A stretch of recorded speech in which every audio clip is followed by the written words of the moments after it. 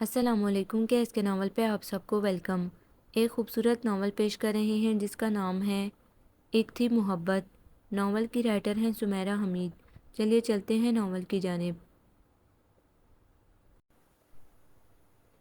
پہلی بار میں نے اسے الحمرا ہال نمبر 3 کی سیڑھیوں پر بیٹھے ہوئے دیکھا تھا۔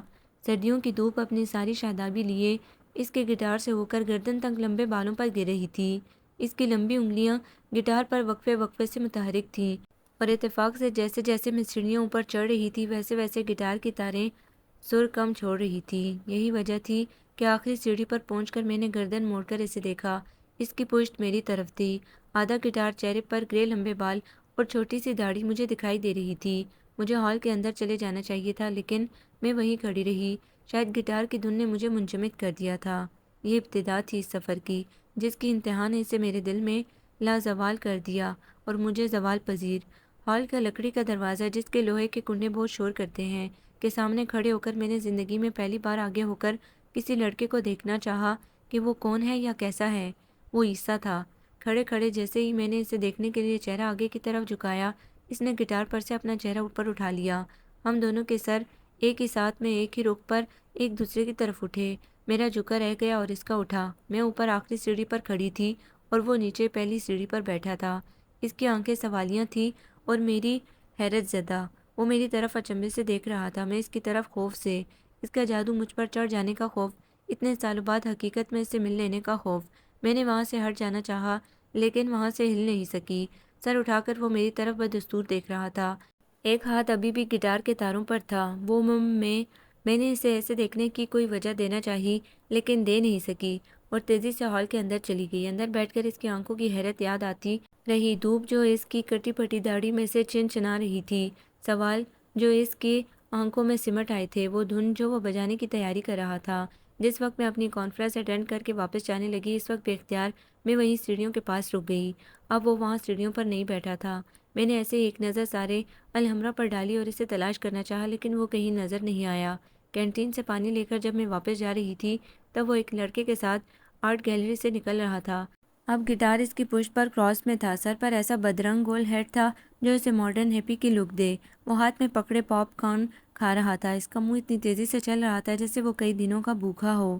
اتنا غریب لگتا تو نہیں تھا لیکن ایسے پاپ کارن کھاتے وہ بڑا ہی غریب لگ رہا تھا۔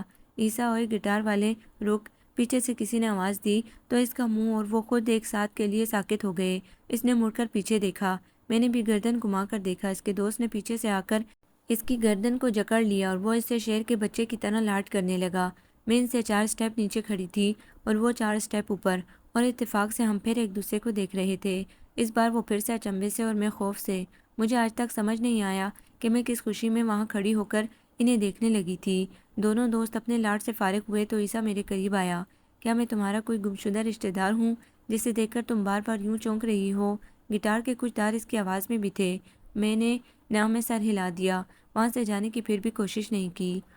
میں نے تو کھڑے کھڑے ساری پلاننگ کر لی تھی کہ میرے کوئی امیر کبیر انکل مجھے ڈھونڈ رہے ہیں، یعنی کوئی ٹائکون ٹائپ انکل، قریب قریب ملک ریاض جیسے۔ وہ مجھے پا چکے ہیں۔ اب وہ مجھے اپنے محل نما گھر میں لے جائیں گے جہاں میرے لیے ایک ساؤنڈ پروف اسٹوڈیو ہوگا۔ خیر یہ تو ذرا آگے کی باتیں ہیں۔ مین بات یہ ہے کہ ان کی اکلوتی بیٹی مجھے پسند کرنے لگے گی، اتنا پسند کہ ہماری شادی ہو جائے گی۔ انکل اپنی ساری جائیداد بیٹی اور داماد یعنی میرے نام کر جائیں گے۔ میں اس جائیداد سے پہلے تو ورلڈ ٹور کروں گا، پھر میں اپنی ایک ایسی میوزک کمپنی کھولوں گا جو مجھ جیسے غریب لیکن قابل فنکاروں کو پروموٹ کرے گی۔ دنیا میں میرا اور میری کمپنی کے فنکاروں کا ایک نام ہوگا، بگ نیم، فیم، سب خوش باش۔ لیکن تم نے میرے اتنے سارے خواب توڑ دیے۔ میں اپنے پاپا کی اکلوتی بیٹی ہی ہوں، میری زبان سے یکدم نکلا جبکہ میں اس کا ڈرامہ سمجھ رہی تھی۔ لیکن تمہارے ڈیڈ میرے انکل نہیں ہیں۔ وہ مسکرا کر آگے جانے لگا۔ اس کا دوست اب ڈسپوزیبل کپ میں چائے لا رہا تھا۔ وہ اس کے پاس گیا، چائے پکڑی، گھونٹ لیا اور پھر یکدم مڑ کر مجھے دیکھا۔ اتفاق سے میں چند قدم ہی آگے رینگ چکی تھی۔ اور تم مجھے پسند بھی تو نہیں کرتی؟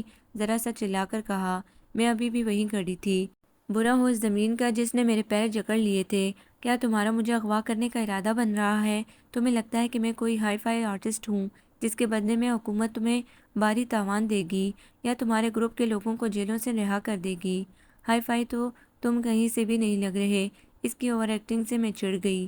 لیکن تم ہر طرح سے ہائی فائی لگ رہی ہو، ریچ کڈ، امیر ترین، لیکن آرٹسٹ نہیں۔ مجھ پر کمنٹ کرنے کی کوئی ضرورت نہیں ہے تمہیں۔ اب مجھے غصہ آ گیا۔ آرٹسٹ تو غریب لوگ بنتے ہیں، مجھے کیا ضرورت ہے آرٹسٹ بننے کی؟ چائے کے کپ سے چسکی لیتے وہ تھوڑا سا چونکا، پھر مونچھوں تلے دبے ہونٹوں سے ہنس سا دیا۔ مجھے گھورنے کی بھی تمہیں کوئی ضرورت نہیں ہے۔ میں میوزیم میں رکھا مجسمہ نہیں ہوں جسے تم اتنی باریک بینی سے دیکھ رہی ہو۔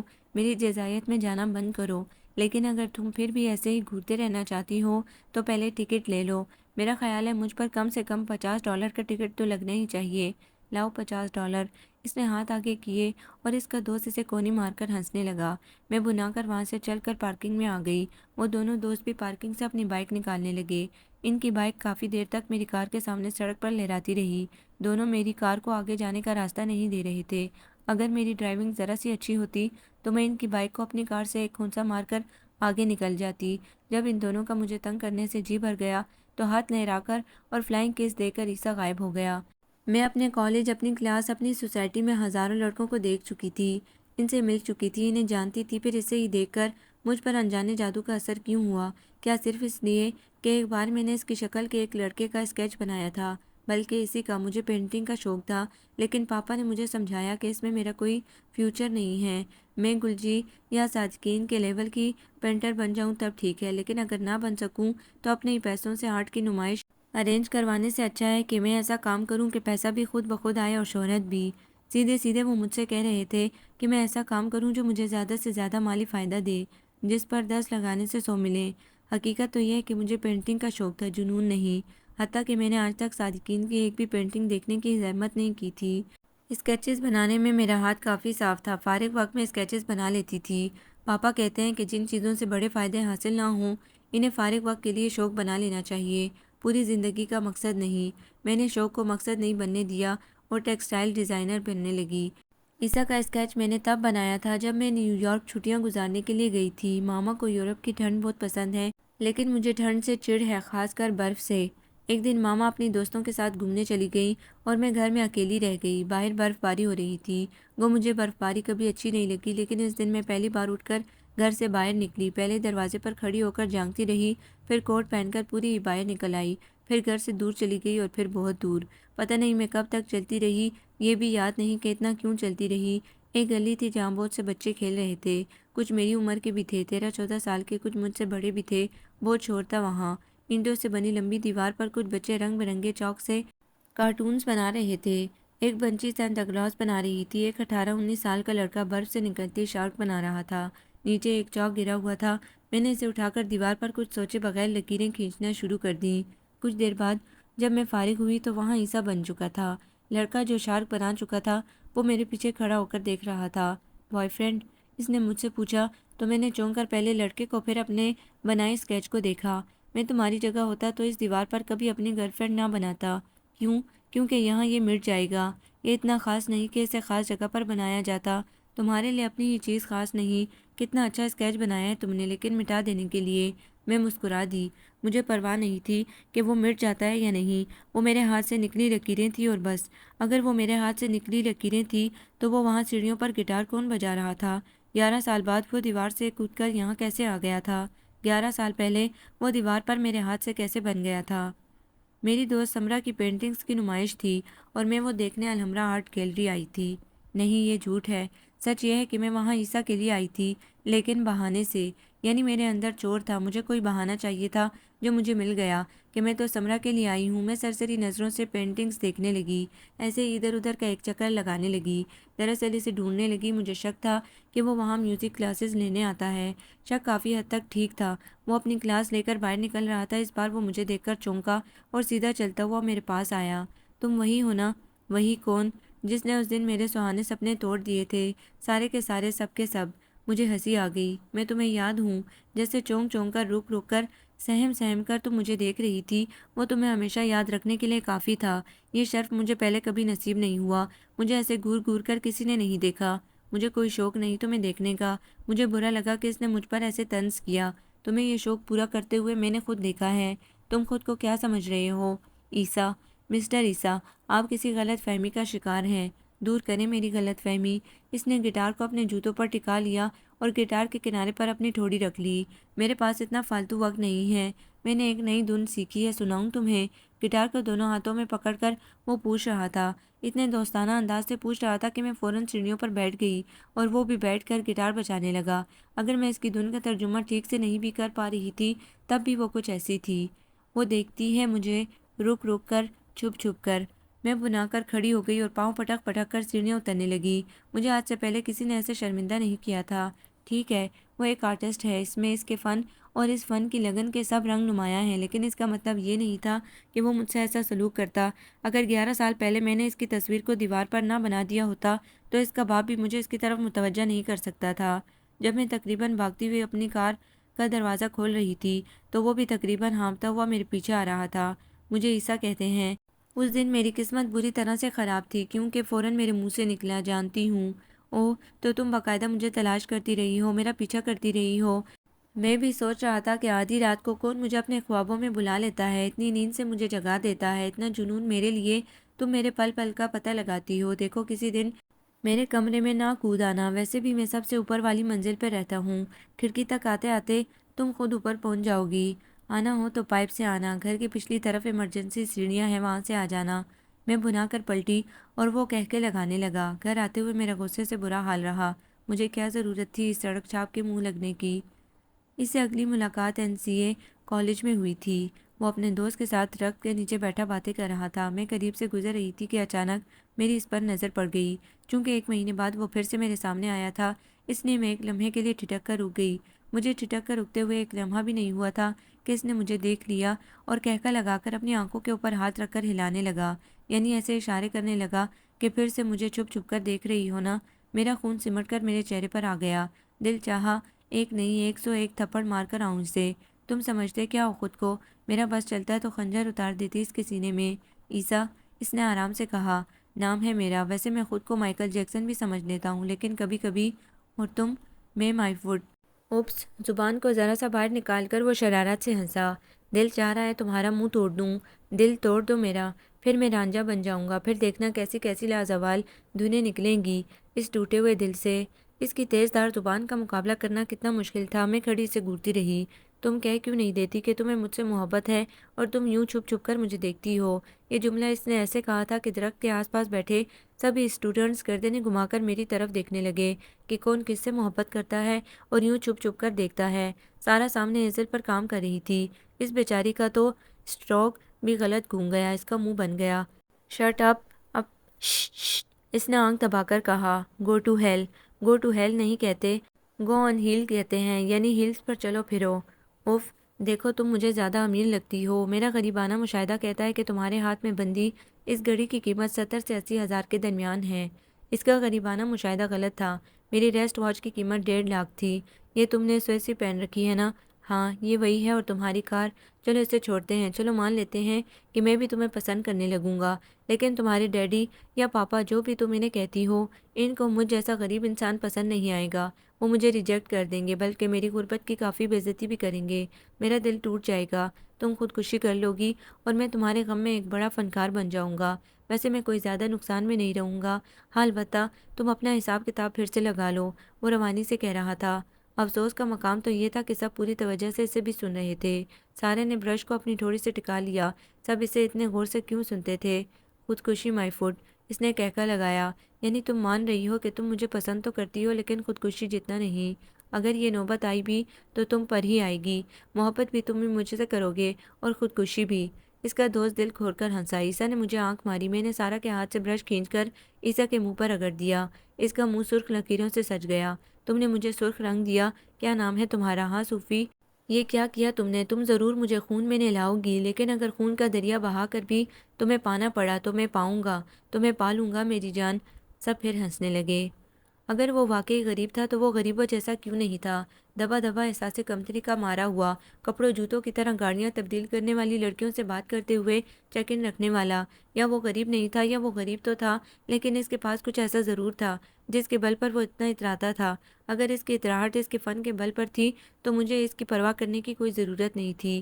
پاپا کہتے ہیں فنکار اور فقیر میں زیادہ فرق نہیں ہوتا، اگلے دن میں کالج گئی تو وہاں ہر ایک کو میں نے خزی سے ہنستے پایا۔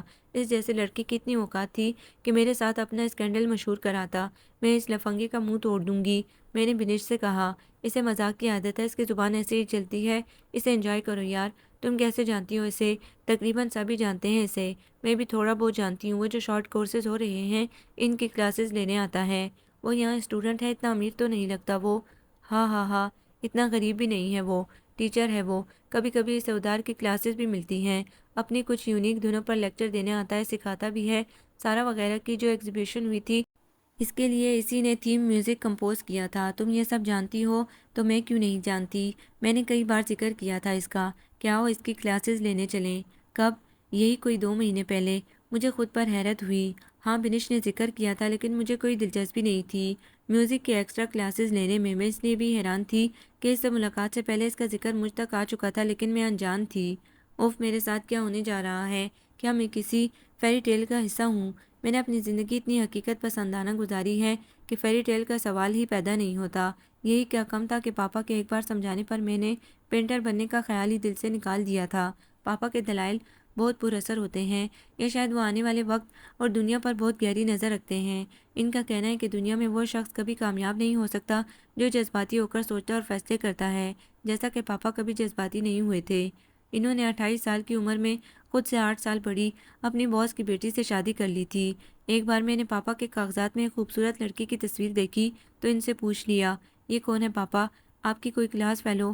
میں ایک مڈل کلاس لڑکا رہا ہوں صوفیہ، اور مڈل کلاس لڑکوں کی کلاس فیلوز لڑکیاں نہیں ہوتی، ہوں بھی تو ان کے ساتھ دوستیاں نہیں ہوتی۔ کلاس کا فرق ہر کلاس میں رہتا ہے۔ یہ میری کزن ہے، خالہ کی بیٹی۔ آپ نے ان کی تصویر کو کیوں سنبھال کر رکھا ہوا ہے؟ آپ انہیں پسند کرتے ہیں؟ ہاں کرتا تھا، اچھی لڑکی تھی، ابھی بھی کبھی کبھار مل لیتا ہوں اس سے۔ کتنی پسند؟ شادی جتنی۔ پھر شادی کیوں نہیں کی ان سے کرتا تو تمہاری ماما سے کون کرتا؟ اب بھی ویسے ہی پسند کرتے ہیں انہیں؟ ہاں اب بھی پسند کرتا ہوں، مجھ پر کوئی پابندی نہیں ہے اسے پسند کرنے کی۔ ہمیشہ پسند کرنا اور ہمیشہ ساتھ رہنا 2 الگ الگ فیصلے ہیں۔ میں نے اسے ہمیشہ پسند کرنے کا فیصلہ کیا تھا اور آج تک اسے نبھا رہا ہوں۔ آپ نے ان کے ساتھ رہنے کا فیصلہ کیوں نہیں کیا؟ پسند کسی کو بھی کیا جا سکتا ہے لیکن ساتھ ہر کسی کے نہیں رہا جا سکتا۔ میں خاموش ہو گئی۔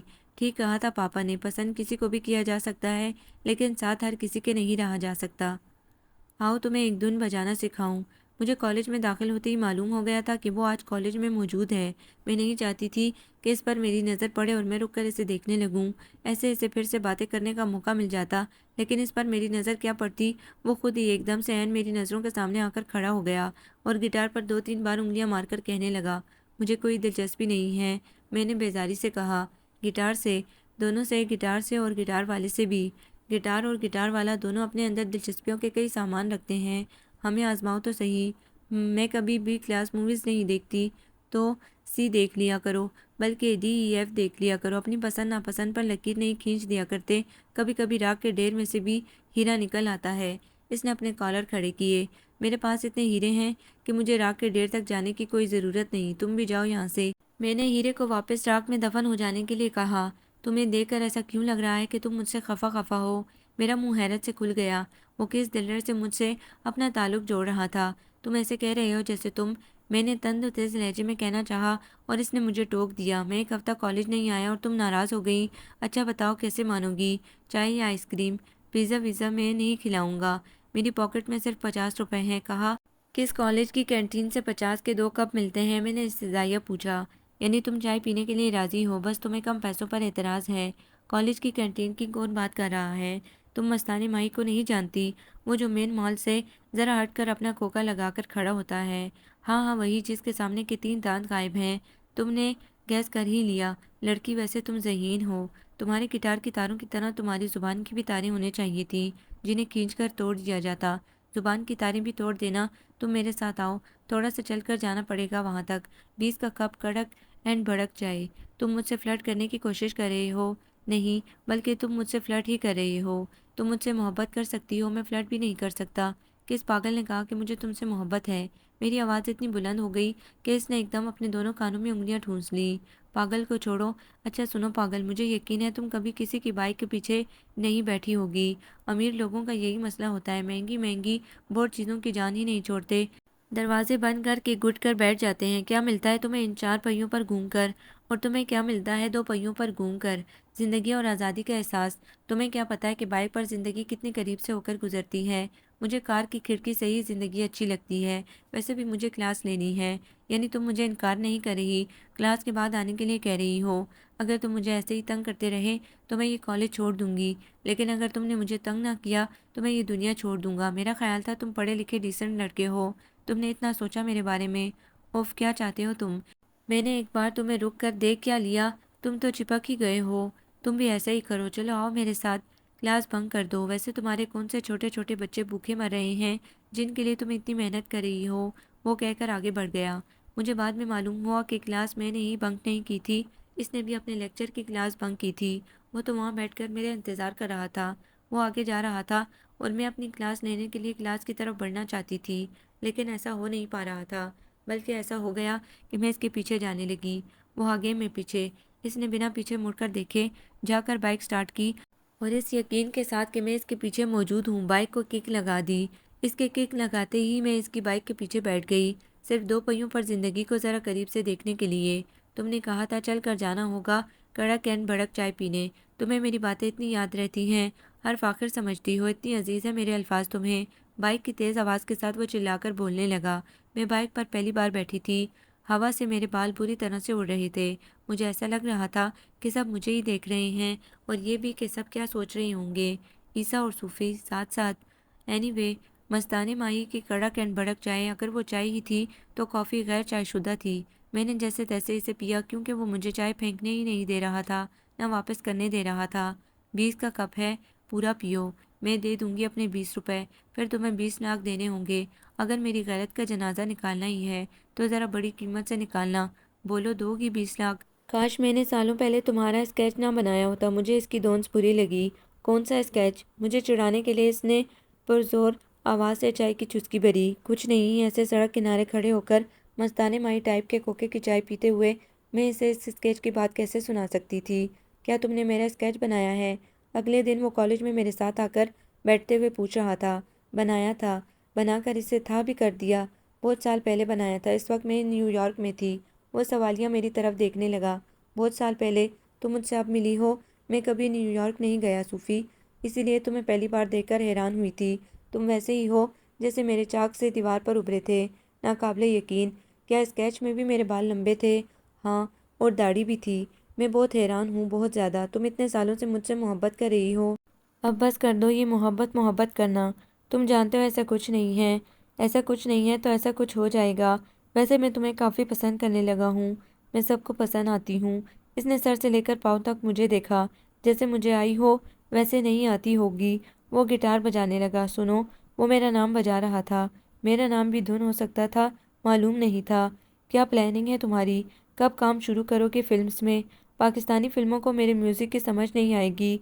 गया था एक बार, कहने लगे कोई भंगड़ा वंगड़ा बनाओ, तो बना लो भंगड़ा। जो फ़न में सौदेबाजी करता है वो बेईमानी करता है, फिर इसे हकीकी तख्लीक़ात मिलना बंद हो जाती हैं। उफ़, इतनी सकराती बकराती बातें। कहीं इसका मतलब ये तो नहीं कि तुम हॉलीवुड के ख्वाब देख रहे हो? अगर इन्हें मेरा म्यूज़िक समझ में आ जाता है तो हॉलीवुड में क्या बुराई है? तुम इतने ही ऊंचे ख्वाब देखते हो या बस मजाक में कह जाते हो? करने के लिए बहुत मजाक हैं, यही क्यों? ख्वाब ऊंचे होते हैं ना नीचे, वो बस ख्वाब होते हैं। पापा ठीक कहते हैं, जो लोग बड़े बड़े ख्वाब देखते हैं वो कुछ बने ना बने खपती ज़रूर बन जाते हैं। शायद तुम्हें मालूम नहीं कि फ़नकार हसास होता है, इसने संजीदगी से कहा। तो इसका एकदम संजीदा हो जाना मुझे बुरा लगा, जिस वक्त मैंने अपने ख्वाब का जिक्र कर रहा था। तुम्हें ऐसी घटिया मिसाल देने की ज़रूरत नहीं थी। पापा को जाकर बता देना, जो खपती ना हो वो फ़नकार ही नहीं होता। फ़नकारी नॉर्मल लोगों के बस की बात नहीं। रात की हवाएं और दिन की हवाएं मुझे अलग अलग सुर सुनाती हैं। सुने हैं तुमने कभी इन 2 वक्तों के अलग अलग सुर? आई एम सॉरी, लेकिन फिर भी तुम हकीकत पसंद नहीं हो। मुझे बाद में मालूम हुआ कि फ़नकार ही तो सबसे ज़्यादा हकीकत पसंद होता है। वो हकीकत पसंद होता है तभी कुछ नए ख्वाब बेदार करता है, ज़िंदगी की तलखियाँ कम करने के लिए, हकीकत की अक्कासी के लिए। कुछ ख्वाब ज़िंदगी को वापस बुलाने और कुछ ज़िंदगी को ज़िंदगी करने के लिए।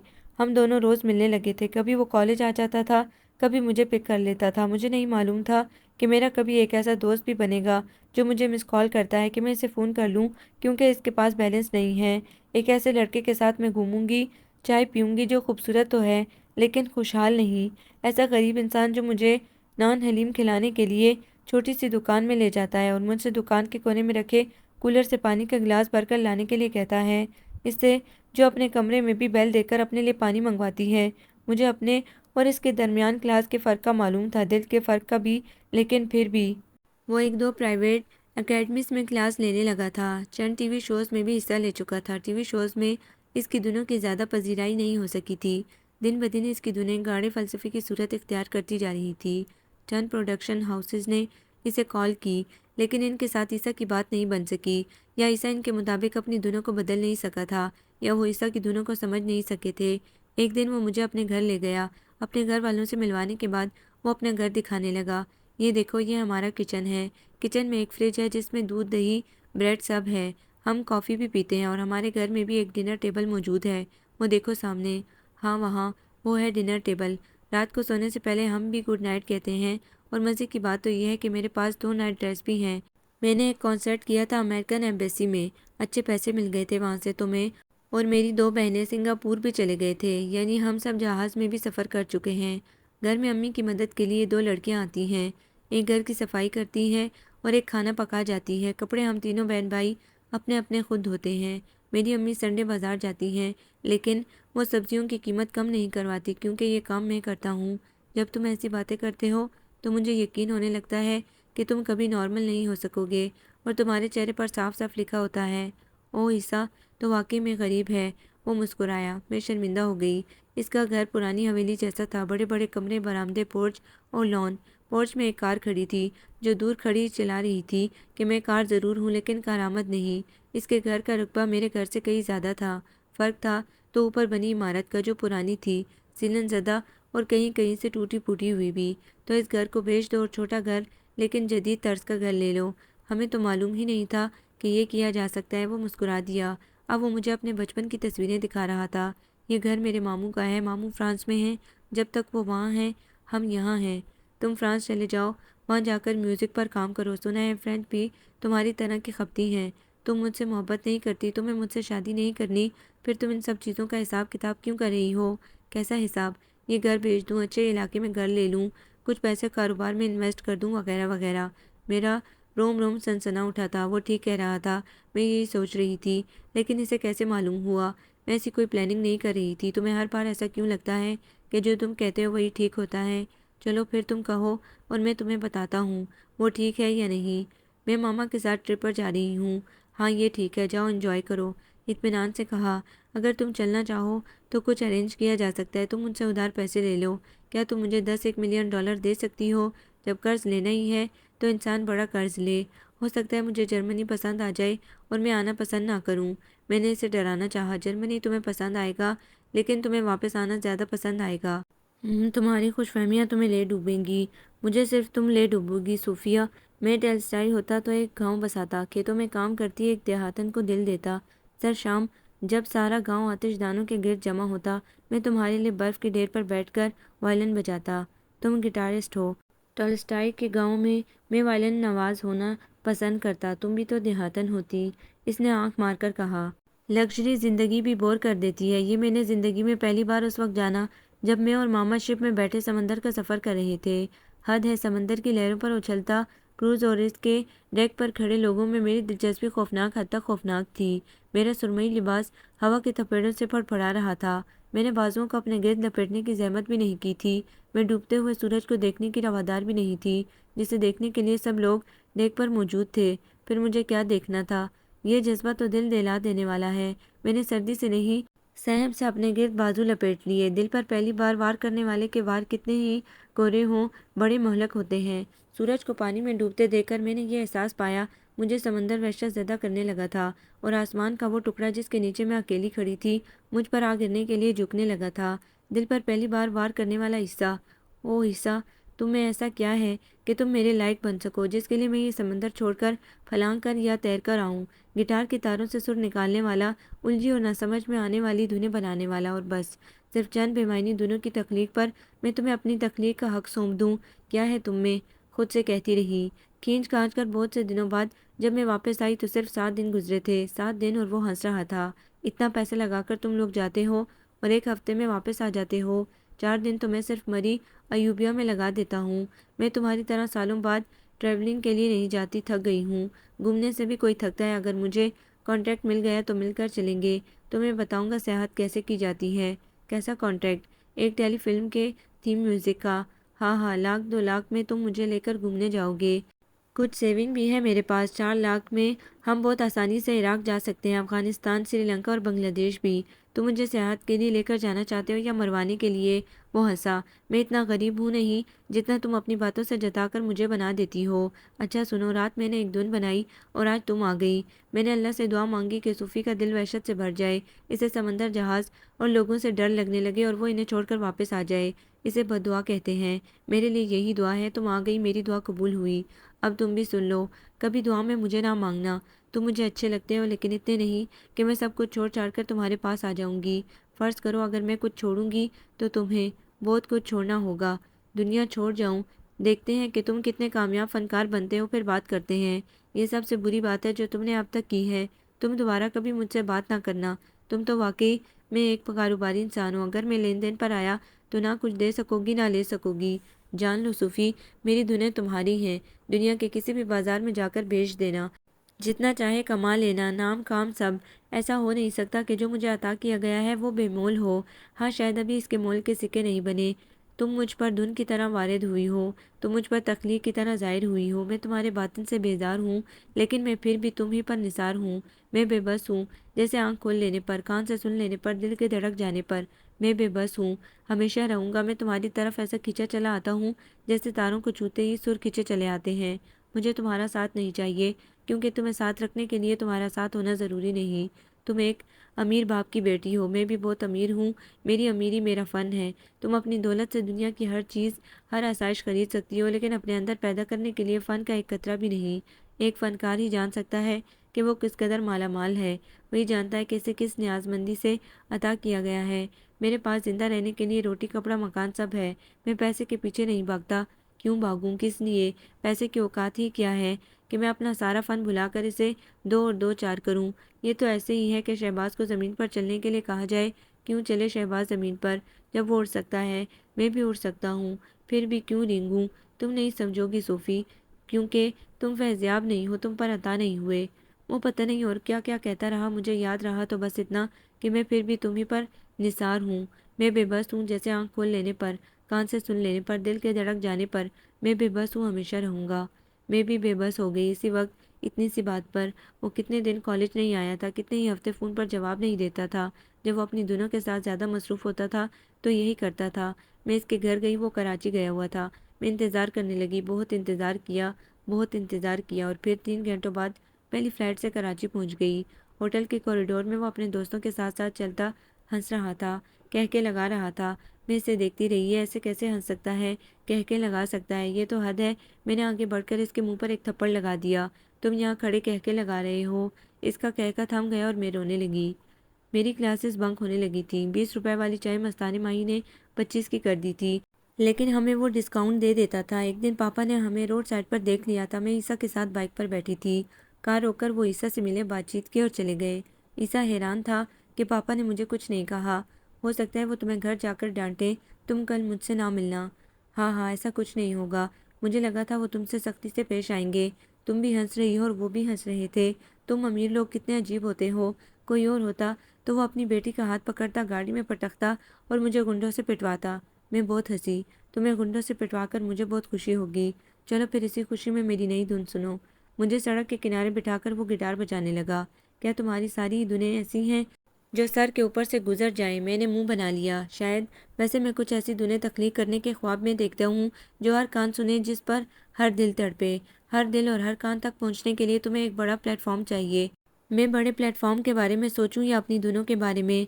यानी तुम समझते हो कि किसी दिन तुम कॉलेज के दरख्त के नीचे बैठे अपनी धुन बजा रहे होगे اور ہالی ووڈ کی کسی بڑی میوزک کمپنی کا آنر یہاں سے گزرے گا۔ فرض کرتے ہیں وہ کالج کسی کام سے آئے گا اور پھر وہ تمہیں سن کر کھڑا کا کھڑا رہ جائے گا۔ وہ متاثر ہو چکا ہے، وہ تمہیں ایک کانٹریکٹ آفر کرتا ہے جسے تم قبول کرتے ہو، پھر تم ہوگے اور شہرت۔ ایسا ہو سکتا ہے وہ سنجیدہ تھا، یعنی تم حقیقت میں ایسے ہی خواب دیکھتے ہو؟ میں نے کہا نا، میں اپنی دنوں کے بارے میں سوچتا ہوں، کیا، کب اور کیسے نہیں۔ تو تم مجھ سے شادی کس بیس پر کرنا چاہتے ہو؟ نہ کروں شادی؟ تم نے کہا تھا تم مجھ سے محبت کرتے ہو، تم نے بھی کہا تھا شادی ایک ذمہ داری کا نام ہے، کوکے کی چائے نہیں کہ مزے سے پی اور بائک پر بیٹھ کر چلے گئے۔ شادی صرف وفا کا نام ہے، فلمی مکالمے۔ یعنی تم سیدھے سیدھے یہ کہہ رہے ہو کہ تم میرے سر پر پلنا چاہتے ہو۔ میں ایسا نہیں سوچتا، جو میرا ہوگا وہ تمہارا ہوگا، اور تمہارے پاس کیا کیا ہوگا۔ تم اتنی امیر ہو صوفی، پھر بھی تمہیں اتنے کچھ کی فکر ہے، یہ ہو وہ ہو، تمہارا دل نہیں بھرا۔ تم جب سے پیدا ہوئے ہو روٹی کھا رہے ہو، تمہارا پیٹ نہیں بھرا۔ ٹھیک ٹھیک کہا تم نے۔ وہ شاید کچھ سمجھ چکا تھا۔ تم مجھ سے شادی کرنا چاہو تو ٹھیک ہے، ورنہ تم کسی اور سے محبت کر لو، اور تم بھی کسی اور سے محبت کر لو گی، ہے نا؟ ہاں کر لینا، خود کو کسی نقصان میں نہ رکھنا، لیکن مجھے بتا دینا۔ میں ایک چیز اچھی طرح سے جانتا ہوں صوفیہ، جب گٹار کا تار ٹوٹ جاتا ہے نا تو نیا لگ جاتا ہے، لیکن دل کا تار ٹوٹ جائے تو نیا نہیں لگتا۔ سائنس ترقی کر چکی ہے، تم فکر نہ کرو۔ سنو صوفی، جس دن تمہاری محبت کا تار میرے دل سے ٹوٹ گیا، اس دن تمہیں فٹ پاتھ پر بکنے والے سستے ناولز پڑھنے چھوڑ دینے چاہیے۔ میں نے غصے میں آ کر 2 انگلیاں پھنسا کر اس کے گٹار کا ایک تار کھینچ کر توڑ دیا۔ دل رہ گیا ہے، وہ بھی توڑ دوں گی۔ مجھے اس کی دنیا سمجھ بھی نہیں آتی تھی، اور کبھی کبھی اس کی بھی۔ وہ کیا کرنا چاہتا ہے، کیا کہنا چاہ رہا ہے، اسے کیا چاہیے، مجھے اس وقت کبھی معلوم نہیں ہو سکا تھا، یا ٹھیک معلوم نہیں ہو سکا تھا۔ مجھے وہ ایک ایسا جذباتی آرٹسٹ لگتا جو اپنے فن کے لیے ضرورت سے زیادہ حساس ہے، اور میری محبت کے لیے بھی۔ پاپا کہتے ہیں حساس انسان خطرناک ہوتے ہیں۔ اس سب کے باوجود میں اس کے ساتھ تھی، اتنے ساتھ کہ ایک بار بنش نے مجھے ایک پروفیسر کی بات سنائی جو انہوں نے میرے اور عیسیٰ کے بارے میں کہی تھی۔ وہی پرانی کہانی۔ ایک لڑکی تھی سسی، گورنر سنگھ کی بیٹی تھی، آج کل کینیڈا میں اپنے شوہر اور 2 بچوں کے ساتھ ہوتی ہے، اور وہ لڑکا وہ بی کلاس کتابوں کے ٹائٹل بناتا ہے، نام بدل جاتے ہیں، کردار اور انجام وہی رہتے ہیں۔ مجھے اپنے بارے میں یہ تبصرہ بہت برا لگا۔ میں نے عیسیٰ کو بتایا تو وہ مسکرانے لگا۔ تمہیں اس میں برا کیا لگا ہے؟ انہیں کیا لگتا ہے ہم تاریخ دہرا رہے ہیں؟ شاید، یعنی تم مجھے چھوڑ دو گے؟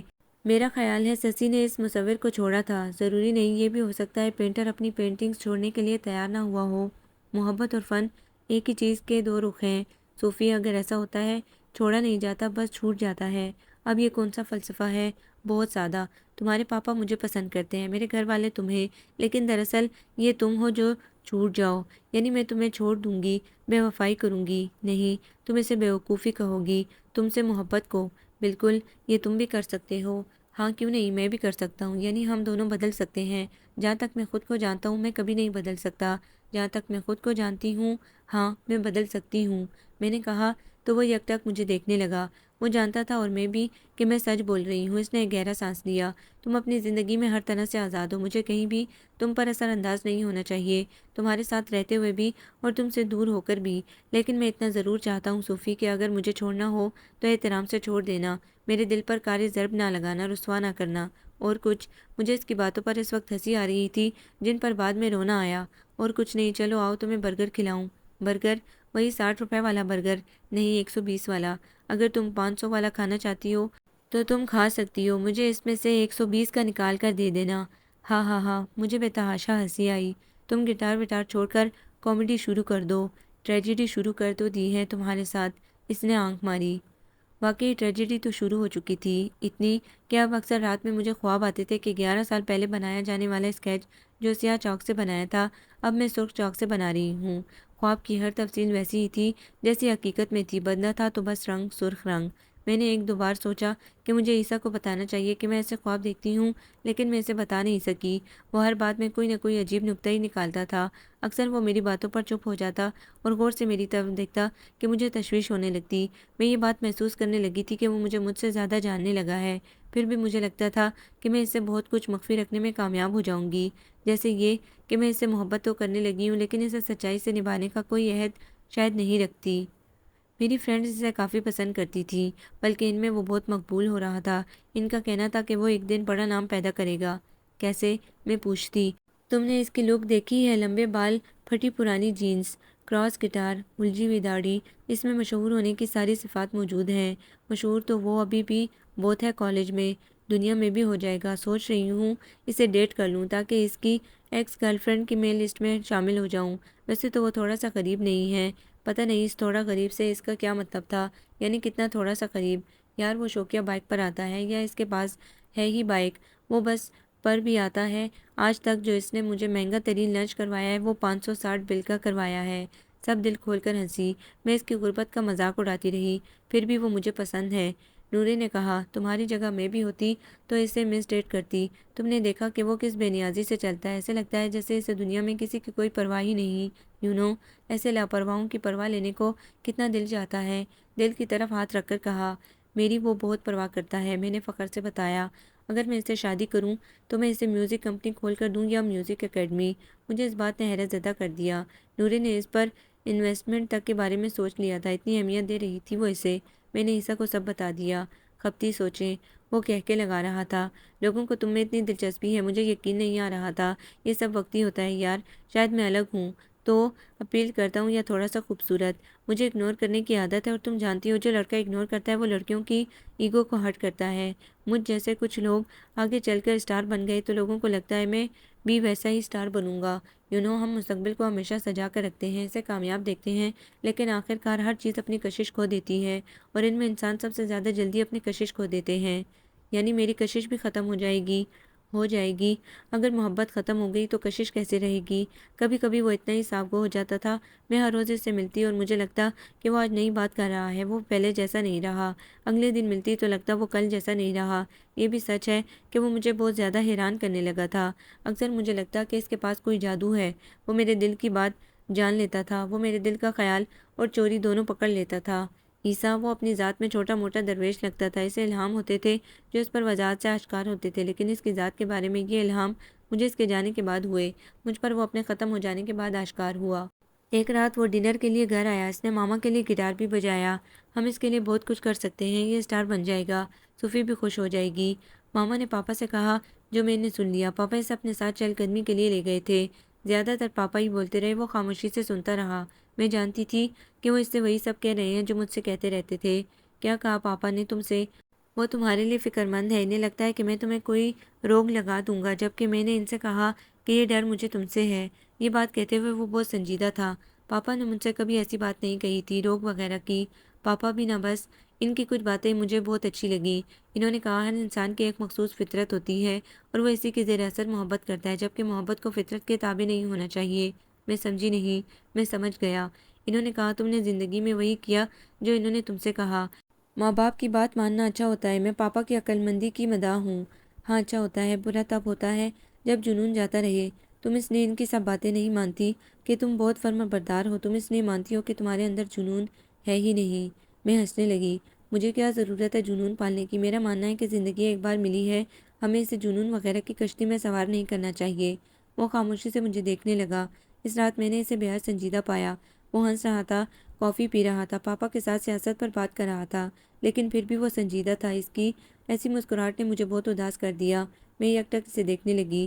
جب وہ جانے لگا تو میں نے اس کا ہاتھ پکڑ لیا۔ میں تم سے محبت کرتی ہوں عیسیٰ، اپنی زندگی میں موجود کسی بھی چیز سے زیادہ۔ وہ مسکرا دیا۔ اس نے اپنے سر کو میرے کان کے قریب جھکایا اور پھر کچھ کہے بغیر میرے کان کی نوک کو چھو کر پلٹ گیا۔ میں پہلی بار بستر پر کروٹیں بدلتی رہی، مجھے رات کی سیاہی پر رونا آیا۔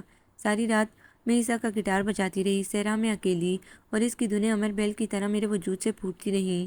عیسیٰ تم کون ہو؟ میں کل رات سو نہیں سکی۔ میں نے جاتے ہی اسے اپنی سرخ آنکھیں دکھائیں اور پھر اس کی آنکھیں دیکھ کر چونک گئی۔ کیا تم بھی جاگتے رہے ہو؟ ہاں، میں دھنیں بنا رہا تھا، وہ جھوٹ بول رہا تھا۔ اچھا، لیکن وہ دھنیں تو میرے خوابوں سے نکلتی رہی ہیں۔ اچھا، اس نے غور سے میری طرف دیکھا۔ تم اتنے چپ چپ کیوں ہو؟ اتنے دکھی جیسے رونے لگو گے۔ اس نے کہکا لگایا، لیکن پھر بھی وہ مجھے روتا ہوا ہی لگا۔ تم کل رات بھی سنجیدہ ہو گئے تھے، پاپا کی کس بات نے تمہیں اتنا خاموش کر دیا ہے؟ تمہارے پاپا بہت اچھے ہیں، بہت ذہین ہیں، انہوں نے ایسا کچھ نہیں کہا کہ مجھے برا لگتا۔ پھر کیا ہوا ہے عیسیٰ؟ میں صحرا میں اکیلی کیوں کھڑی تھی؟ میرے ہاتھ میں تمہارا گٹار کیوں تھا؟ مجھے خوابوں کی تعبیر نہیں آتی۔ آنی چاہیے، تمہیں ہر اس خواب کی تعبیر آنی چاہیے جس میں تم آؤ، جس میں تم نہ آؤ۔ وہ غور سے میری طرف دیکھنے لگا۔ مجھے خوشی ہے کہ تم مجھ سے اتنی محبت کرتی ہو، مجھے خوشی ہے کہ میں تمہارے خوابوں میں آتا ہوں۔ تم ہی تو نہیں آئے، تم نے اپنا گٹار بیچ دیا۔ کیا ایسا ہوتا ہے؟ تم چاہو گے کہ اپنی جگہ میں اپنی کار بیچ دوں؟ اتنی بات یاد رکھنا عیسیٰ، میں نے تمہیں سالوں پہلے اپنے ہاتھ سے بنایا ہے، تم میری انگلیوں سے کسی الہام کی طرح نکلے ہو۔ وہ خاموشی سے سنتا رہا۔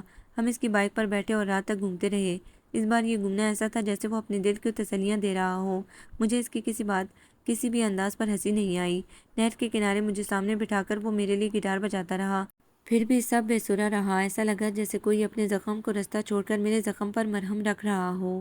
میں نے غصے میں آ کر اسے جھنجھوڑ دیا۔ شام ساری کی ساری ڈھل چکی تھی۔ رات اس کے چہرے سے پھوٹتی ہوئی لگتی تھی۔ کیا ہوا ہے تمہیں؟ بتاؤ مجھے، کیا ہوا ہے عیسیٰ کو؟ وہ اپنے گٹار کو گھوننے لگا۔ کسی دن کی طرح مجھ پر یہ الہام ہوا ہے صوفی، کہتے کہتے وہ رکا۔ کیا الہام ہوا ہے تمہیں عیسیٰ؟ ایک تار ضرور ٹوٹے گا، گٹار کا یا میرے دل کا؟ اس کی ایسی باتیں مجھے کوفت میں مبتلا کر دیتی تھی۔ میں نے اس کے بالوں میں اپنی لمبی انگلیاں پھنسا کر انہیں کھینچا۔ کچھ بوجھ کم کرواؤ اپنے سر کا، کاٹ لو انہیں، پتہ نہیں کیا کیا سوچتے رہتے ہو۔ سر اٹھا کر اس نے میری طرف دیکھا۔ اس کی آنکھیں میرے اندر رقم ہو گئی۔ پھر وہ آنکھیں، وہ نظر، وہ انداز میں خود سے جدا نہیں کر سکی۔ لیکن یہ بھی تو بہت بعد میں ہوا، جب واقعی میں ایک تار ٹوٹ چکا تھا اس کا مجھ سے۔ اسے اپنی زندگی سے جانے کے لیے تمہیں میری زندگی میں نہیں آنا چاہیے تھا۔ سنگاپور کی کسی کمپنی کو اس کی کسی ٹریک کی تھوڑی سی سمجھ آ گئی تھی اور انہوں نے پوری سمجھ کے لیے اسے سنگاپور بلایا تھا۔ میں بھی اس کے ساتھ جانا چاہتی تھی لیکن پاپا نے مجھے روک دیا۔ اس کا پہلا پروجیکٹ ہے، تم اسے یکسوئی سے کام کرنے دو۔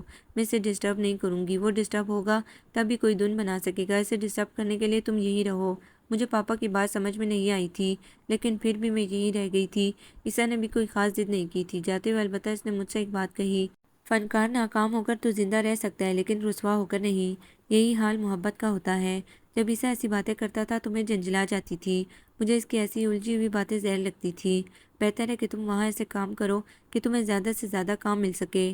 ٹرینڈ کو فالو کرنا اور میوزک کمپوز کرنا۔ میری بات پر وہ مسکرا دیا۔ یعنی وہ کرے گا اپنی مرضی۔ اس نے کی بھی اپنی مرضی اور پہلے ہی پروجیکٹ پر وہ اتنا بزی ہو گیا کہ مجھ سے باتوں میں لمبے لمبے وقفے آنے لگے۔ کبھی کبھار وہ مجھے اپنی ترتیب دی ہوئی دنیں سناتا تھا لیکن مجھے ان کی کچھ خاص سمجھ نہیں آتی تھی۔ مجھے کانٹریکٹ مل گیا ہے صوفی، ایک دن اس نے مجھے بہت نارمل انداز میں بتایا۔ تم خوش نہیں ہو؟ اس کی آواز سے خوشی اور جوش ناپید تھا۔ خوش ہوں لیکن اب یہاں کافی وقت لگ جائے گا۔ وقت کی پرواہ کیوں کر رہے ہو؟ تم بس اسٹار بنو۔ ہنس کر وہ خاموش ہو گیا۔ پھر میں ہی بولتی رہی، وہ نہیں بول سکا۔ اب میں یاد کرتی ہوں تو مجھ پر واضح ہوتا ہے کہ اس نے تو اس وقت نہیں، آنے والے وقت کی بیراروی کی چاپ سن لی تھی، پھر وہ چپ کیوں نہ ہوتا۔ میں اس دن کو کبھی نہیں بھول سکتی، کبھی نہیں۔ میں کالج میں درخت کے دائرے میں اکیلی بیٹھی عیسیٰ کے لیے اسکیچ بنا رہی تھی۔ میرا سر جھکا ہوا تھا اور میرے بال عیسیٰ کی داڑھی پر گر رہے تھے۔ اچانک میرے بالوں سے چھن کر آتی دھوپ رک سی گئی۔ عیسیٰ کا چہرہ اندھیرے میں ڈوب گیا۔ میں نے سر اٹھا کر دیکھا کہ کون ایسی میری دھوپ رو کر کھڑا ہوا ہے۔ میں دعویٰ کرتا ہوں میں اسے پہلے بھی کہیں دیکھ چکا ہوں۔ اس نے اسکیچ کی طرف اشارہ کیا۔ ہارون نے۔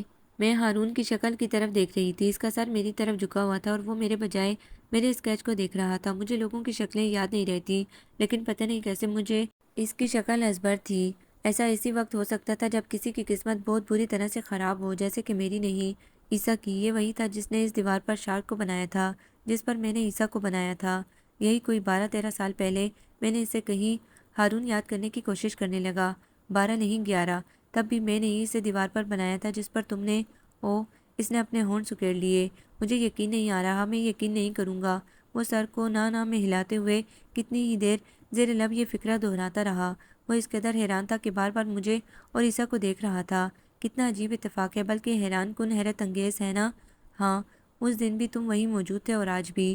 میں نے اگلے کئی دن وہاں تمہارا انتظار کیا تھا۔ میں تمہیں ڈھونڈ بھی رہا تھا، تم وہاں دوبارہ کیوں نہیں آئی؟ کتنے دن تک میں تمہارے اسکیچ کی حفاظت کرتا رہا تھا۔ کیا وہ وہیں ہے، اسی دیوار پر؟ وہ دیوار گر چکی ہے، وہ پوری عمارت ہی ختم ہو چکی ہے۔ میں نے سوچا تھا تم بہت بڑی پینٹر بن چکی ہوگی۔ تمہارے نام سے تو میں انٹرنیٹ پر سرچ بھی کرتا رہا ہوں۔ میرے ایک اسکیچ سے تم نے مجھے آرٹسٹ مان لیا تھا۔ آرٹسٹ بننے کے لیے کتنے اسکیچز بنانے پڑتے ہیں؟ اس نے کہا، مجھ میں ایسی کوئی صلاحیت نہیں ہے۔ پھر یہ کیا ہے؟ اس نے اسکیچ کی طرف اشارہ کیا۔ میری ہابی۔ میں نے میرے اسکیچ کے بارے میں تو بتا دیا لیکن عیسیٰ کے بارے میں نہیں بتا سکی۔ جس دن نیو یارک میں میری اور ہارون کی پہلی بار ملاقات ہوئی تھی اس دن بھی وہ بہت جلد مجھ سے فرینڈلی ہو گیا تھا کہ ایسا لگتا تھا جیسے ہم دونوں بچپن سے دوست ہوں، اور اب جب وہ دوبارہ ملا تھا تو ایسے لگتا تھا جیسے میرے علاوہ اس کا کوئی دوست ہی نہیں تھا۔ وہ NCA میں ایک شارٹ کورس کے لیے آیا تھا۔ اس کی فیملی امریکہ میں ہی رہتی تھی، یہاں وہ اپنے نانا نانی کے گھر رہ رہا تھا۔ وہ 2 مہینے سے کالج میں تھا۔ ان 2 مہینوں کے دوران وہ کتنی ہی بار اس رگ کے پاس سے گزرا، لیکن میں اسے اور وہ مجھے نہیں مل سکے۔ ہم ملے بھی تب جب میں عیسیٰ بنا رہی تھی۔ میں نے ہارون سے دوستی نہیں کی تھی، نہ ہی اس نے ایسا کچھ کیا، بس سب کچھ ہوتا چلا گیا۔ جیسے عیسیٰ بے نیاز رہا کرتا تھا، ایسے ہی ہارون بھی رہتا تھا۔ عیسیٰ کی شخصیت کے کچھ پہلو جھکنے پر مجبور کرتے تھے اور ہارون کی پوری شخصیت۔ میں نے اس وقت دونوں کا موازنہ نہیں کیا تھا، لیکن بعد میں مجھے یہ سوچنا پڑا کہ ایسا کیوں ہوا کہ میں ہارون کے زیر اثر آ گئی۔ کیا اس لیے کہ وہ اس پیمانے پر پورا اترتا تھا جس پیمانے کو مجھ جیسے رچ کڈ پسند کرتے ہیں، یا اس کے اپنی شخصیت کے رنگ میری ذات کے رنگوں سے تال میل کھا رہے تھے، یا میں لالچی تھی عورت کی طرح جو کبھی شاکر نہیں ہوتی، جس کے جتنے دیوانے ہوتے ہیں اتنی ہی اس کی ایگو خود پسندی کی پرواز اونچی ہوتی ہے۔ عیسیٰ کون ہے؟ ایک دن ہارون نے مجھ سے پوچھا۔ دوست ہے، انفیکٹ بہت اچھا دوست ہے، اسی لیے تم اسے اس دیوار پر بنا کر چھوڑ آئی جو بعد میں گر بھی گئی۔ کوئی دوستوں کے ساتھ ایسا کرتا ہے؟ میں نے کندھے اچکائے۔ بس ہو گیا، چلو پھر میرا بھی اسکیچ بناؤ، اس نے یکدم میری آنکھوں میں آنکھیں ڈال کر کہا۔ ابھی؟ جب تم چاہو، لیکن کسی ایسی دیوار پر نہیں جو گر جائے۔ میں ٹانگ پر ٹانگ رکھ کر بیٹھ گئی اور اپنی گردن کو خم دے کر اوپر اٹھا لیا۔ بناؤ گی مجھے؟ ہاں ضرور۔ اس کا سوال صرف اسکیچ سے متعلق نہیں تھا، میں جانتی تھی، اور وہ بھی۔ اور پھر ایک شام میں نے دیوار کے بجائے اسے کینوس پر بنا ڈالا۔ راوی کے کنارے دور دور تک پھیلے پانی پر اڑتے پرندوں کے شور میں وہ شام ڈھلنے تک میرے برش کے زیر اثر رہا۔ میرے برش سے زیادہ اس کی آنکھوں میں رنگ تھے۔ ریزلٹ کے کنارے سے سر نکال کر جب میں اسے دیکھتی تو میری پتلیاں تھرا جاتی۔ میرا دل راوی کے ٹھنڈے پانی میں کود جانے کو چاہتا کہ بس میں اس پار چلی جاؤں، اس پار جہاں ہارون ہے۔ مجھے یاد ہے، بہت اچھی طرح سے یاد ہے، اس وقت دور دور تک عیسیٰ کہیں موجود نہیں تھا۔ عیسیٰ اتنا دور بھی نہیں تھا کہ اس سے دور ہو جایا جاتا، اور اتنا قریب بھی نہیں تھا کہ اس سے قریب ہی رہا جاتا۔ اور ہارون، وہ اتنا قریب آتا جا رہا تھا کہ میں نے خود کو مطمئن کرنے کے لیے جھوٹے دلائل دینے بھی چھوڑ دیے تھے۔ مجھے معلوم بھی نہیں تھا کہ اس کی موجودگی اتنی طاقتور ہو سکتی ہے۔ مجھے یہ بھی معلوم نہیں تھا کہ وہ مجھ پر اپنا اتنا اثر رکھ سکتا ہے، اور یہ بھی کہ میں اس کی خاموشی کو بھی سن سکتی ہوں۔ وہ جب میرے پاس آتا، میں اسے دیکھتی، مجھے محسوس ہوتا جیسے وہ میری سانسوں کے ذریعے راستے بناتا، میرے اندر ہی اندر اتر رہا ہے۔ میں اپنے آپ سے اتنی نالاں ہو گئی کہ پریشان رہنے لگی۔ میں سمجھ نہیں پا رہی تھی کہ میں اتنی تیزی سے کیوں بدل رہی ہوں۔ کیا عیسیٰ ایک ایسا روغن تھا جو کٹ پٹ کر اتر گیا اور اب اس پر ہارون کی پرت چڑھنے لگی ہے، یا یہ بات میرے جینز میں شامل تھی کہ مجھے یہی کرنا تھا، جیسے پاپا نے کیا اپنی کزن کے ساتھ؟ ہارون کو ڈنر کے لیے گھر بلا لو صوفی، پاپا نے کہا۔ ہارون ایک دو بار مجھے گھر ڈراپ کر چکا تھا۔ پاپا شاید مجھ سے زیادہ اس کے بارے میں جان چکے تھے۔ یہ بھی کہ ہارون کی ورث مجھ سے بھی زیادہ ہے، وہ صرف رچ کڈ نہیں ہے بلکہ اسے کہیں زیادہ ہے۔ ضروری ہے اسے ڈنر پر بلانا؟ پاپا غور سے مجھے دیکھنے لگے، ذرا سا مسکرائے۔ انہیں حیرت یہ تھی کہ میں چھپا کیوں رہی ہوں۔ ہماری کلاس میں ایک لڑکا تھا، وہ پروفیسر کے بلیک بورڈ پر میتھ کا سوال لکھنے کے دوران منہ ہی منہ میں بڑبڑا کر جواب حل کر لیتا تھا۔ سیکنڈز میں میتھ میں اس نے ہمیشہ 100% نمبر حاصل کیے تھے۔ آج وہ ایک درمیانے درجے کی اکیڈمی میں میتھ کا ٹیچر ہے۔ وہ کسی کالج میں اپنے لیے جاب تک حاصل نہیں کر سکا۔ جانتی ہو کیوں؟ کیونکہ وہ ذہین تو تھا لیکن خوش قسمت نہیں۔ اسے میتھ کے فارمولے آتے تھے لیکن دنیا کے کلیے نہیں۔ پاپا نے میرا ہاتھ اپنے دونوں ہاتھ میں لے کر کہا، ہر ذہین یا قابل انسان کامیاب نہیں ہوتا، خاص طور پر فنکار۔ دنیا بھر میں سب سے زیادہ بد قسمت فنکار ہوتے ہیں، پینٹر، رائٹر، سنگر، میوزیشین اور ایسے ہی دوسرے لوگ۔ اکثر تو ان کے پاس وہ فن ہوتا ہے جو ان کے زمانے کے لوگوں کی سمجھ میں ہی نہیں آتا، اور پھر جس زمانے کے لوگوں کو یہ سمجھ میں آتا ہے اس زمانے میں یہ خود موجود نہیں ہوتے۔ آپ یہ سب مجھے کیوں بتا رہے ہیں؟ سنو، چپ کر کے سنو، تمہیں فیصلے میں آسانی رہے گی۔ ہمارے کالج کی لائبریری میں ایک بوسیدہ سی کتاب ایک پروفیسر کے ہاتھ آ گئی تھی۔ پروفیسر نے کتاب کی کاپیاں کروائی اور سب کو پڑھنے کے لیے دی۔ کتاب دنوں میں کالج میں مشہور ہو گئی، بلکہ کتاب کالج میں زبان زد عام ہو گئی۔ وہ کسی پرانے رائٹر کا ناول تھا، تقریباً 40-42 سال پرانا۔ پروفیسر نے رائٹر کے بارے میں معلومات حاصل کرنے کی کوشش کی تو جانتی ہو انہیں کیا معلوم ہوا؟ رائٹر کی زندگی کا یہ آخری ناول تھا اور پہلا بھی۔ رائٹر نے اپنی کل جمع پونجی سے یہ ناول شائع کروایا، لیکن کتاب کو وہ پذیرائی نہیں مل سکی جو رائٹر کے خیال میں ایسی شاہکار کتاب کو ملنی چاہیے تھی۔ وہ دل برداشتہ ہو کر مر گیا اور اپنے لکھے دوسرے مسودے دریا بھی بہا دیے۔ لیکن بعد میں اس کی کتاب مقبول ہوئی۔ میں نے کہانی مکمل نہیں کی صوفی۔ چند سالوں بعد مجھے معلوم ہوا کہ ایک اسٹوڈنٹ نے جو کالج میں یہ ناول پڑھ چکا تھا اور جس میں تھوڑے بہت لکھنے کے جراثیم بھی تھے، اس نے کالج میں موجود ناول کی کاپیاں کسی نہ کسی طرح سے غائب کروا دیں۔ وہ یورپ چلا گیا اور وہاں اس نے معمولی سے رد و بدل سے اسی ناول کو انگلش میں لکھ دیا۔ کتاب نہ صرف بیسٹ سیلر رہی بلکہ رائٹر کو کئی ایوارڈ بھی ملے۔ تم نے دیکھا اس کا حقیقی رائٹر بد نصیب تھا، خوش نصیب کوئی اور نکلا۔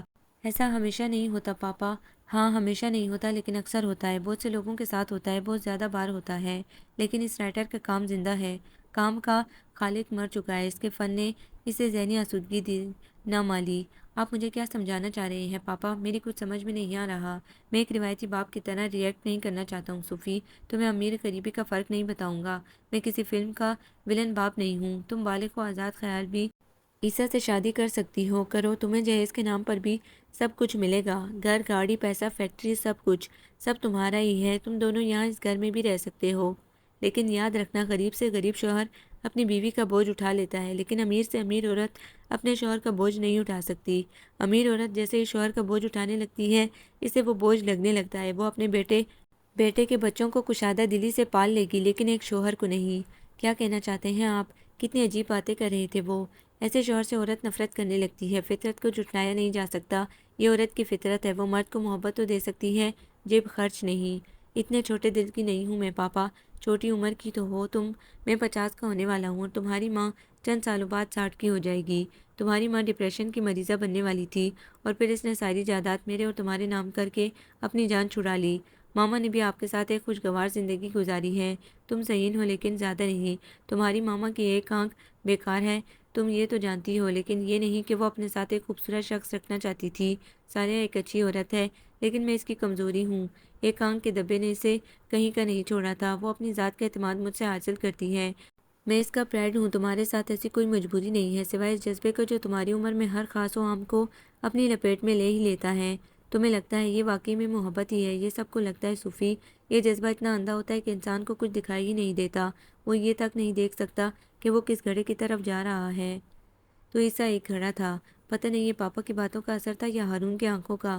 عیسیٰ مجھے واقعی میں گھڑا لگنے لگا، پاپا کے دلائل زیادہ مضبوط تھے یا میری محبت زیادہ کمزور تھی کہ میں نے ہارون کو گھر پر ڈنر کے لیے بلا لیا؟ میں خود ایک کچی ڈور تھی یا عیسیٰ کی محبت کہ میں نے ہارون کے اثر کو قبول کرنا شروع کر دیا؟ بلکہ میں نے ہارون کی اثر انگیزی کو اثر کی اجازت دے دی، کچھ دل سے، کچھ پاپا کے دلائل سے اور زیادہ پتھر دلی سے۔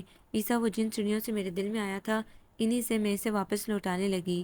میں ہارون کو یہ بتا نہیں سکی کہ میں ایک لڑکے عیسیٰ سے محبت کا دعویٰ کرتی رہی ہوں، نہ ہی یہ التجا کر سکی کہ خدا کے لیے مجھ سے دور ہو جاؤ تاکہ میں اسے اپنی محبت کا بھرم رکھ سکوں۔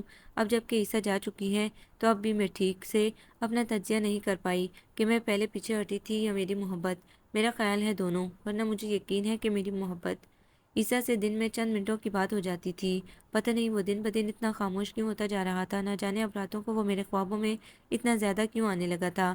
مجھے ایسا لگتا ہے جیسے وہ مجھے اور ہارون کو چھپ کر دیکھ رہا ہے، جیسے ہماری فلم دیکھ رہا ہو اور خاموشی سے انجام کا انتظار کر رہا ہو، اپنے یا میرے، محبت کے یا خود غرضی کے، بے وفائی اور رسوائی کے۔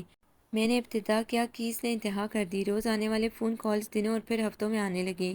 آخر بار جب میری اس سے بات ہوئی تو اس نے یہ کہا تھا، جیسے جیسے وقت گزر رہا ہے یہ لوگ میری دھنوں کے دیوانے ہوتے جا رہے ہیں، ہر اگلی دھن انہیں پچھلی دھن سے منفرد لگتی ہے، میں نے انہیں ایک سنگل ٹریک کے لیے 3 دھنیں بنا کر دی ہیں اور ان کی سمجھ میں نہیں آ رہا کس دھن کو نکال دیں اور کس کو رکھ لیں، انہیں تینوں ہی بے حد پسند آئی ہیں۔ تمہارا شکریہ صوفی۔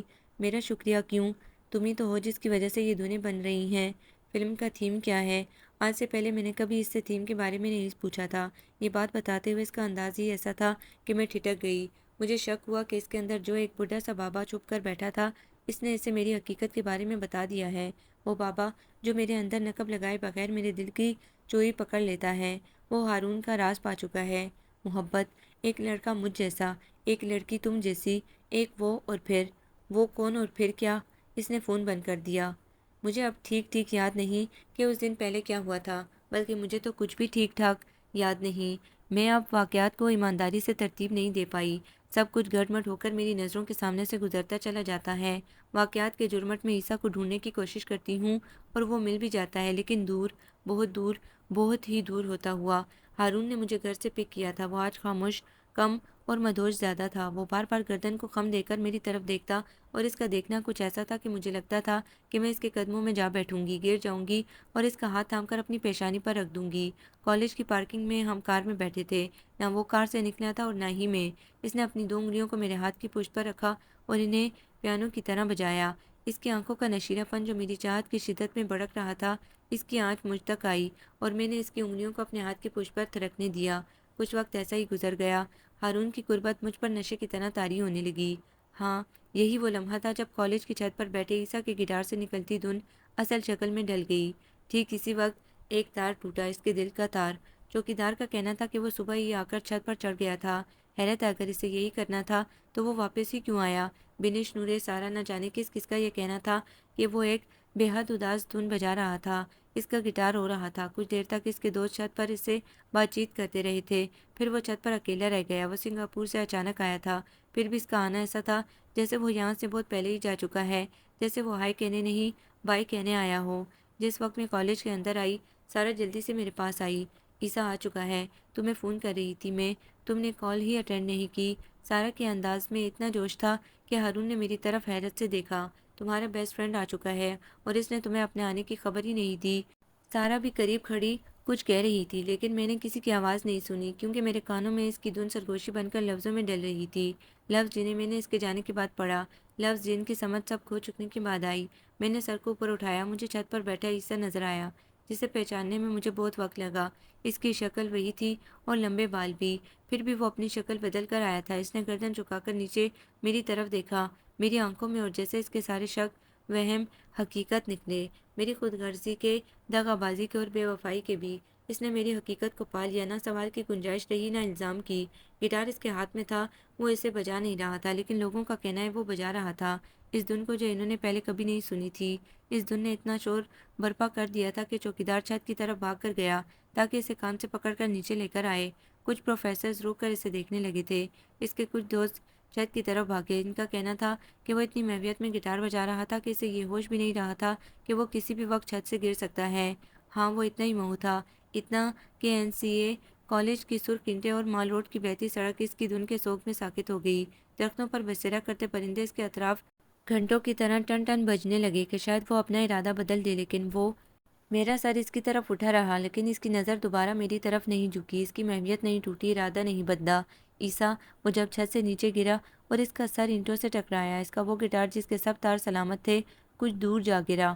وہ تب بھی اتنا محو تھا کہ اس نے اپنی موت کا استقبال نہ فنکار بن کر کیا، نہ لازوال ہو کر، اور نہ ہی بے مثال ہو کر۔